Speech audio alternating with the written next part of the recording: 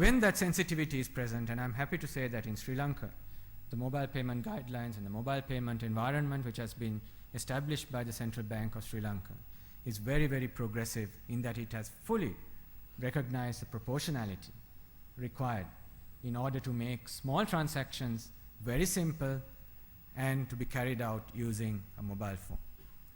So I think we can look forward to an era where, certainly in Sri Lanka, we can look forward to an era where people can freely transact up to a certain limit using their mobile phones. And then it would be up to the content providers and the application providers to drive the applications which can use these payment instruments and create money flows from top to bottom, middle to bottom, and so on, which then drives an entire ecosystem. And it also drives the ability for someone right at the bottom of the pyramid to take his or her mobile phone and make an internet payment. So what does that do? It creates a viable ecosystem for a totally new set of application providers who today put their applications on the internet just for fun.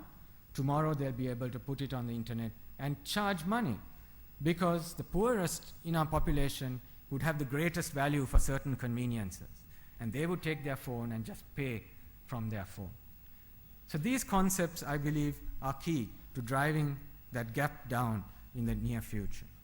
Likewise, we must, as I said earlier, we need to address immediacy, and the mobile ecosystem can add the context and affinity to the customer access and fulfillment dimensions to an electronic transaction. We in the mobile industry must not be shy about having a call center. If a bottom of the pyramid customer wants to call a call center and be sure that his or her transaction is going through, let them do that. Don't be shy about call centers. Don't be shy about IVRs or interactive voice response machines. Those are the access schemes that they understand. Just because we, maybe at the top of the pyramid, feel these mechanisms are primitive, then we will keep our market to a very small e-commerce market. We need to open up and make things as simple as possible. Yes, and just to end, I wanted to highlight the fundamentals of what I was talking about through just 3 examples. In Sri Lanka, I would like to talk about medical appointments. That is one e-commerce, m-commerce application which we, the Sri Lankans here, would all know about. And I would like to cite it as one example where end-to-end m-commerce and e-commerce has worked. Consumers like it. 85% of medical appointments pass through this system. It's interoperable and it makes money. And if you look at the customer access mechanisms behind this, also they are very simple. The customer touch points range from mobile phones to pharmacies to banks, where customers actually are comfortable dealing with. So the one single application, I would say, which is singularly powerful and demonstrates m-commerce as filling all the gaps that I mentioned earlier. Now the same concept easily translated to bookings, ticketing, and anything which involves a reservation. And trying this out in the movie space, booking cinemas, of course, the top of the pyramid application. Again, more than 80% of all weekend movies today go through the mobile phone. Again, a service which makes money. So I think we need to think of delivering that end-to-end ecosystem effectively, and then we have an m-commerce service which is real. We must desist, I believe, while it's very exciting to do a lot of fancy stuff. I think we need to desist from that temptation in order to build the m-commerce ecosystem which can bridge the gap to e-commerce and retail very, very quickly. Likewise, an early stage case of bridging agriculture information arbitrage, TradeNet, which is operated by Dialog. Here, it bridges the arbitrage in agriculture information, markets, and allows people to match buyers and sellers. Very early stage, but also has call center access, USSD access, SMS query, SMS broadcast, fairly plain, vanilla, understandable customer access mechanism. A potential case, very much doable.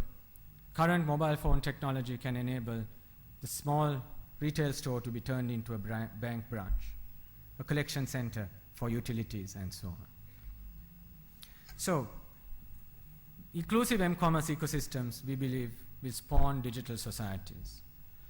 The mobile can accelerate the establishment of citizen-driven digital societies, which in turn, because they span the socio-economic pyramid, are inclusive and empowering.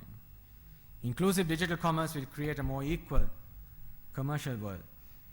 And when something is unequal, there is a huge arbitrage, a value which somebody can take.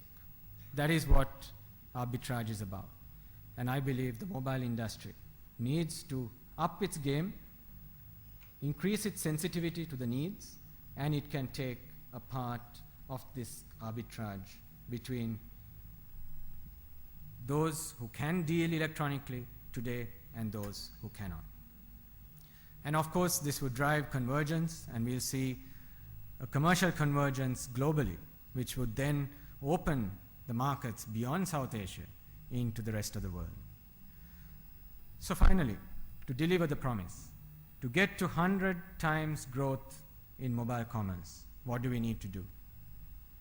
I believe, in summary, we need to bridge the affinity and availability gaps in the mobile commerce ecosystems.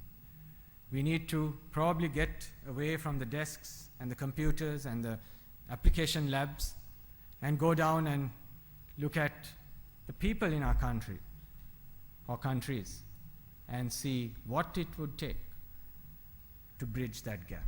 So affinity and availability. Is your app, is your development, is your content culturally close and culturally aligned to the people you intend to serve? Payment and fulfillment. We need to transform the payment and fulfillment mechanisms for the bottom of the pyramid and the middle of the pyramid. And I believe that we need to shift our focus with respect to application development to deliver commercial connectors.